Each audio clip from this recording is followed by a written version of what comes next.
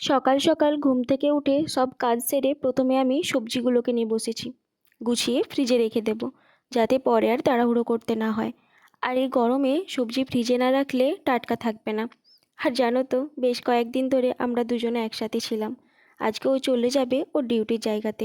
আমি আর এবারে যাচ্ছি না ওর সাথে, বাড়িতেই থাকবো। তাই মনটা একটু খারাপ লাগছে।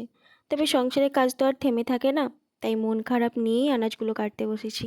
কারণ একেবারে রান্নাটা করে নেব, আরও খেয়ে যাবে। আমার এখানে আনাজ কোটা কমপ্লিট। এই যে এখানে রয়েছে শাক, ঢ্যাঁড়স, আর এখানে আমি মশলাও করে নিয়েছি। তারপর ওকে ওর ব্যাগটা গুছিয়ে দিচ্ছিলাম। মনে হচ্ছিল যে কয়েকদিন আবার একাই থাকতে হবে। তবুও ওর কাজের জন্য গর্বও হয়, তাই হাসি মুখে সব গুছিয়ে দিলাম। তারপর আমি রান্নাঘরে গিয়ে রান্না কমপ্লিট করে নিই। আজকে রান্না করেছি ঢ্যাঁড়সের তরকারি, শাক ভাজা, পটল ভাজা, আর হয়েছে মাছ ভাজা। আমি তোমাদের ঢ্যাঁড়সের তরকারির ভিডিওটা পরের ভিডিওতে শেয়ার করে দেব। রান্না করতে করতে দেরি হয়ে গিয়েছিল বলে আমাকে সাহায্য করার জন্য বর নিজেই আটা মেখে দিল।